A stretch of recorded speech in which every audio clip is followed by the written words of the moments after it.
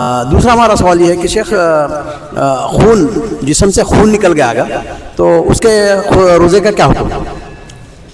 دیکھیے جسم سے اگر خون نکل گیا جیسا کہ کوئی پھنسی وغیرہ آیا پھٹ گیا گاڑی چلاتے یا سوتے وقت تو اس میں کوئی بھی حرج نہیں ہے، خود بخود نکلا ہے۔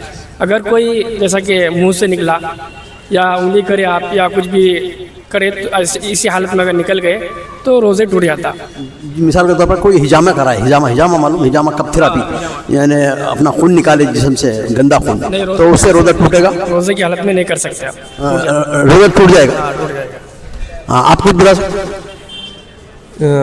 پیارے نبی کا فرمان ہے کہ اگر آپ کو خون نکل گیا، جیسے آپ بھی مول صاحب بتائے کہ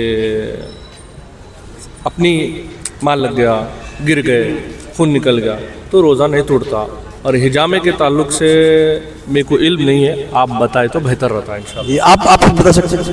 ہجامہ روزے کی حالت میں ہجامہ کر سکتے بول کے میرے کو معلوم ہے، پھر بھی ایک بار اس پہ وضاحت کر دیجیے۔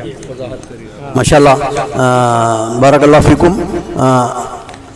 ہجامہ کے تعلق سے ہے 3 احادیث ہے۔ پہلی ایک حدیث ہے، نبی کریم صلی اللہ علیہ وسلم کسی جگہ سے گزر رہے تھے تو لوگوں کو دیکھا انہوں نے کہ ہجامہ کروا رہے ہیں۔ ہجامہ یعنی کب تھراپی، خون نکالتے ہیں جسم کا فاسد خون، تو آدمی جس سے نشیط محسوس کرتا ہے اور جو ہے نا تھوڑا سا انرجیٹک ہو جاتا ہے آدمی۔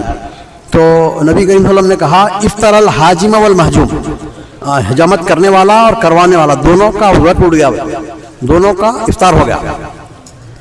اس کے بعد چند دن کے بعد آپ جو ہے روزے کی حالت میں ہجامہ کروائے تو اور آپ روزہ کنٹینیو کریں، تو یہ 2 حدیثیں ہیں، متضاد حدیثیں ہیں۔ تو دونوں کو حدیثوں کو جمع کرنے سے معلوم ہوتا ہے کہ پہلی جو حدیث تھی وہ منسوخ حدیث ہے، کیونکہ جب اسلام کا نیا شریعت بن رہی تھی بہت ساری چیزیں ایسی جو تھیں پہلے اس کا حکم الگ تھا، بعد میں حکم الگ ہو گیا۔ جیسا کہ پہلے شراب حلال تھی، پی سکتے تھے، بعد میں تدریجیاً جو ہے نا جب نماز پڑھ رہے ہیں جب شراب کی قریب مت جاؤ بول کے حکم آیا، اس کے بعد میں شراب حرام کا حکم آ گیا۔ تو یہ بھی ویسے ہی ہے۔ تو پہلے ابتدائی دنوں میں جو ہے نا روزہ ٹوٹ جاتا ہے بول کے نبی کریم صلی اللہ علیہ وسلم بولے تھے، اس کے بعد میں آپ نے کر کے بتایا کہ روزہ نہیں ٹوٹتا، تو سابق والی حدیث منسوخ ہے۔